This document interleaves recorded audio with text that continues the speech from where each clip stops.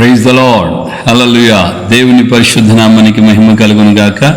క్రీస్తునందు నా ప్రియమైన దేవుని బిడ్డలందరికీ ఉదయకాలపు శుభాభివందనాలు. మన కర్మేల్ రివైల్ మినిస్ట్రీస్ తరపున దేవుడు మిమ్మల్ని మీ కుటుంబాలను మరింతగా ఆశీర్వదించి దీవించును గాక.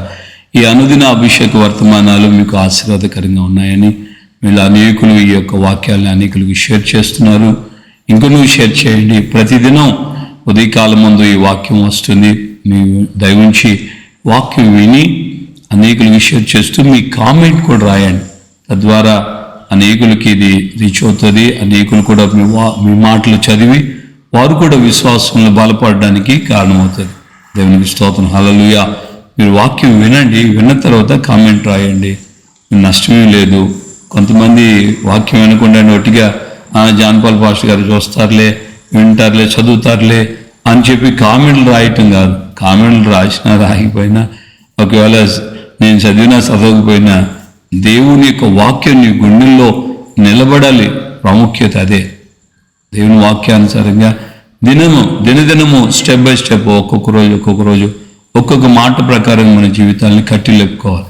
ప్రైజ్ ది లార్డ్, హల్లెలూయా. దైవజనుడైనటువంటి పేతురు తను రాసిన పత్రికలో ఓ సందర్భంలో ఆయన బాప్తిసాన్ని గురించి చెప్తూ బాప్తిసాన్ని గురించి అనుభవపూర్వకంగా నోవాహు యొక్క ఓడ యొక్క పరిస్థితిని గురించి చెప్తూ ఆయన అంటాడు అక్కడ నిర్మలమైన మనస్సాక్షి అని అంటాడు.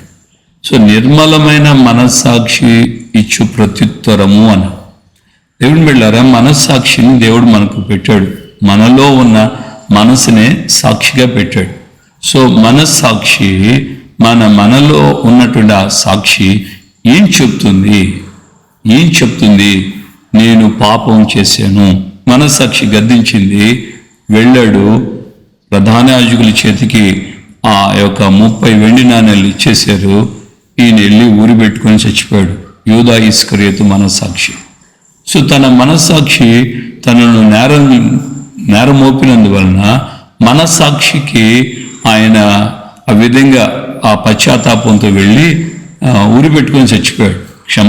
పశ్చాత్తాపం వచ్చిన తర్వాత క్షమాపణ పొందాలి అన్న పరిస్థితి రాలేదు. అదే మనస్సాక్షి నొప్పించింది. తను అబద్ధం చెప్పాడన్న మనస్సాక్షి పేతురుకి కలిగిన వెంటనే పేతురు ఏం చేశాడు? యేసయ్య అప్పగించబడేదానికంటే ముందుగానే చెప్పాడు కదా, కోడికి వస్తుంది, ముమ్మారు నువ్వు నన్ను ఎరుగనని చెప్తావు. సో ఆ కోడి కూసింది.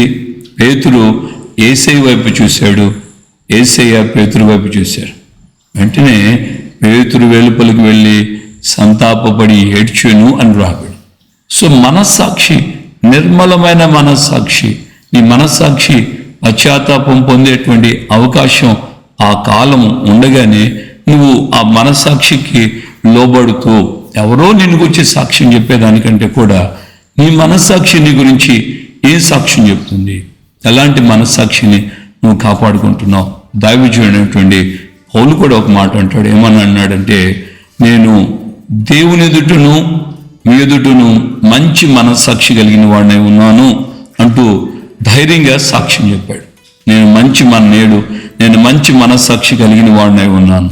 మరి ఈరోజు మన మనస్సాక్షి అలాంటిగా ఉంది. దైవజనుడు యోబు జీవితంలో మనం గమనిస్తే యోబు అంటాడు 31వ అధ్యాయం 30వ వచనంలో, పాపము చేయుటకు నా నోటికి నేను చోటు ఇవ్వనే లేదు. అంటే నోటి ద్వారా కూడా పాపం జరుగుతుంది అనేది ఈయన ఉద్దేశంలో స్పష్టంగా చెప్తున్నాడు. ఎలాగా? మన ఇతరుల్ని శపించిన, ఇతరుల్ని హేళన చేసిన, పరిహసించిన, మనం క్రిటిసైజ్ చేసి వంకర టింకరగా మాట్లాడిన, తర్వాత మన నోట్లో నుండి అబద్ధాలు వచ్చిన, మన నోట్లో నుంచి బూతులు వచ్చిన, ఇవన్నీ కూడా నోటి నుండి వచ్చేటువంటి పాపం. నోటి నుండి వస్తున్నాయంటే హృదయం నుండి ఉన్న దాన్ని బట్టి నోరు మాట్లాడుతుంది.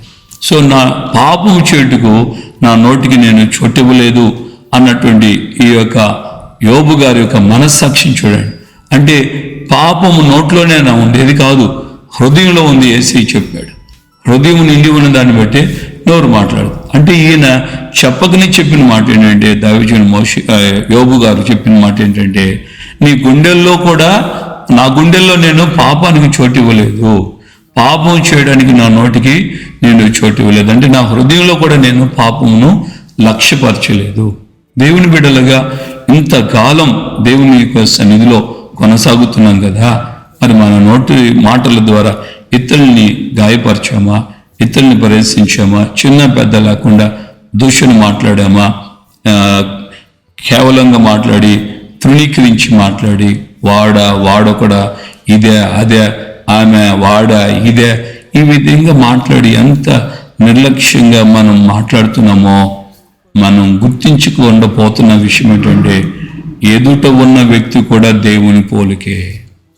మేబీ అతడు విగ్రహారాధికుడు అవ్వచ్చు, తాగుబోతూ అవ్వచ్చు, భయంకరమైన పాపి అవ్వచ్చు, ఇంకే విధంగానే ఉండవచ్చు. దేవుడైన యేసయ్య స్పష్టంగా మనకు చూపించాడు. దేవాలయానికి వెళ్ళినటువంటి పరిచయుని గురించి, సుంకరి గురించి. పరిచయుడు అంతా బాగా ప్రార్థన చేస్తున్న మంచిదే, కానీ చివరిలో అన్నాడు, ఇదిగో ఆడు ఉన్నాడే, బయట ఉన్నాడే సుంకరి, వాళ్ళలాగా లేని నేను అని అంటాడు దేవునితో. అంటే వాడు సుంకరిని నిర్లక్ష్యపరుస్తున్నాడు, సుంకరిని ఆయన తృణీకరించాడు. సో అది భయంకరమైనటువంటి పాపంగా దేవుని దృష్టిలో మార్చబడింది. ప్రధానంగా మనం గమనిస్తే ఈ పరిచయుడు పాపమేం చేయలేదు, మంచి వ్యక్తే, కానీ అవతల ఉన్న వ్యక్తిని తృణీకరించాడే, దేవుని దృష్టిలో అదే పాపం. నువ్వు చేసే పాపం ఏంటి? నీ వలన జరిగే పాపం ఏంటంటే ఇతరుల్ని తృణీకరించడమే నీ వలన జరిగే పాపం. నిర్మలమైన మనస్సాక్షి నీకేం చెప్తుంది? గత వారంలో నేను ఈ విధమైన అనుభవాన్ని అనుభవించాను. నేను మాట్లాడుతున్నటువంటి ఆ శనివారపు ప్రార్థనలో, నేను సంఘంలో మాట్లాడుతున్నప్పుడు దేవుని ఆత్మ నాతోనే మాట్లాడాను. వెంటనే అందరి ముందు నేను పశ్చాత్తాపడ్డాను. నేను దేవునికి చెప్పాను, అందరూ ఓపెన్ కూడా చెప్పాను, క్షమించాను ప్రభువా, ఫలాని వ్యక్తి గురించి, ఫలాని సేవకుని గురించి నేను నిర్లక్ష్యంగా, అంటే ఆయన్ని నేను తృణీకరించాను. వాస్తవంగా అతడు ఒక సేవకుడైనా, అతడిది పరిచర్యనా, అతడిది బోధైనా, వాడు వీడు అసలు వాడు అన్న పదాలే నేను ఉపయోగించాను. నాకు అర్థమైంది, దేవుని ఆత్మ నా మనసు తెరిచింది, నా మనోనేత్రాలు తెరిచి నేను ఒప్పుకున్నాను, తప్పు నేను చేసింది తప్పు. అతను ఏ బోధ చేసినా నాకు అనవసరం, ఎందుకంటే అతన్ని పంపించింది దేవుడే. దేవుడు ఆయన పంపించాడు, నన్ను పంపించినట్లుగా ఆయన పంపించాడు, ఆయన పంపించినట్లుగా నన్ను పంపించాడు. నేను పరిశుద్ధంగా ఉన్నానని నేను అనుకుంటున్నా, నేను నా దగ్గర వచ్చే విశ్వాసులు ఇట్లా ఉన్నారు, స్ట్రిక్ట్గా ఉన్నాం, రోషంగా ఉన్నాం, అదిగా ఇదిగా ఉన్నాం అని అనుకుంటున్నాం. ఆయన దగ్గరికి వెళ్ళే వాళ్ళు అట్లున్నారు ఇట్లున్నారు అని అనుకుంటున్నాను. దేవుని పోలికలో ఉన్న ఆ దేవుని యొక్క పోలికలో ఉన్న వ్యక్తిని నేను నిర్లక్ష్యపరిచాను, తృణీకరించాను. ఇది నా తప్పని నేను దేవుని ఎదుట ఆ రోజు ఒప్పుకున్నాను. ఇప్పటికి ఇంచుమించు 10 రోజుల పైన అయిపోయింది, 15 రోజులు అవుతుంది దరిదాపుగా. మీ ఎదుట ఈ రోజు కూడా నేను చెప్తున్నాను, ఎవరిని కూడా ఇక మీదట ఏ విధమైన బోధ చేసినా, ఏ విధమైన వ్యక్తి అయినా, ఎవరి జోలికి అసలు క్రైస్తవుడైనా క్రైస్తవేతరుడైనా నేను ఎవరిని, ఎందుకంటే ఆయన దేవుని పోలిక.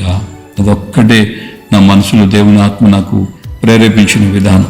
కాబట్టి నేను దేవుని పోలిక దూషించకూడదు, పాపము చేయనట్లుగా నా నోటికి నేను చోటు ఇవ్వలేదు. మంచి మనస్సాక్షి, నిర్మలమైన మనస్సాక్షి రోజున మనం కలిగి ఉన్నామా?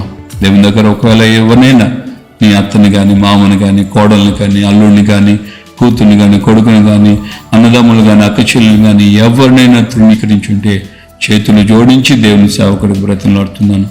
ఎవరినైనా నువ్వు ఆ విధంగా తృణీకరించుంటే దేవుని దగ్గర మొదట క్షమాపణ కోరుకో. ఎవరెవరినైనా తృణీకరించావు వాళ్ళ పేర్లన్నీ చెప్పి, నేను ఫలాని వ్యక్తిని తృణీకరించాను, ఫలాని వాడు బ్రతుకు బాగలేదని వాడు అన్నట్టు మాట్లాడాను, అయితే మన్నించండి ప్రభు అని చెప్పి నువ్వు దేవుని దగ్గర క్షమాపణ కోరుకో. నేను కూడా సేవకుడిగా ఆ విధంగా క్షమాపణ కోరుకుంటున్నాను. ప్రభు మన అంతరంగాన్ని ఎరుగుతున్న దేవుడు కనుక ఆయన క్షమించుడికి సిద్ధమైన మనసు కలిగిన దేవుడు. నిన్ను ఆయన క్షమిస్తాడు, నన్నైనా క్షమిస్తాడు. ఈ మాటలు వింటున్న ఎక్కడున్నా ఎవరైనా ఆయన క్షమిస్తాడు. ప్రార్థన చేసుకుందాం. ప్రేమ స్వరూపి మీ పాదాలు స్తోత్రాలు. ఈ ఉదయకాలం ముందు మాతో మీరు మాట్లాడిన విధానాలు బట్టి మీకు స్తోత్రం చెల్లిస్తున్నాను. ప్రభు రక్షకుడా, నిజమే తండ్రి, ఇది నాకు కూడా నాతో మీరు మాట్లాడారు, నన్ను మీరు సరిచేస్తున్నారు. ఎందుకంటే మీ ఎదుట మేము నిలబడిన రోజున కలంకమైన ముడత నేను అట్టిది మరి ఏదైనా లేకుండా ఉండాలని మీరు ఉద్దేశించినారు కనుక నా పొరపాట్లు నా తప్పిదాలు నా కోసం నాతో ఈరోజు మాట్లాడి నాకే మీరు తెలియచేశారు. మన్నించండి నాయన. నేను ఎవరెవరిని ఏ విధంగా నా హృదయంలో హీనపరిచానో తృణీకరించానో మన్నించండి నాయన. అటు స్థితి నా నుంచి తీసివేయండి అయ్యా. ఇక మీదట నేను అలా కాకుండా ప్రతి వారిని మీ పోలికని మిమ్మల్ని నేను చూడాలి, మిమ్మల్ని గౌరవించాలి. ఈ విధంగా ఉండటం సహాయం చేయండి. మీ రక్తాన్ని ప్రోక్షించి నన్ను క్షమించి కృప చూపించి సహాయం చేయండి. ఘనత మహిమ ప్రభావాలు మీరు మాత్రమే పొందమని యేసు నామమున ప్రార్థన చేసి పొందున్నాము తండ్రి. ఆమేన్. నా ప్రభువైన యేసుక్రీస్తు కృపయు తండ్రి అయిన దేవుని ప్రేమ పరిశుద్ధాత్మిక అన్యోన్య సహవాసం సమాధానం ఇప్పుడు ఎల్లప్పుడూ సకల పరిశుద్ధులకు మనకు ప్రభు అక్కడి పర్యంతం కృపతోడే ఉండి నడిపించును గాక. Amen, amen, amen. Praise the lord. అందరికీ వందనాలు.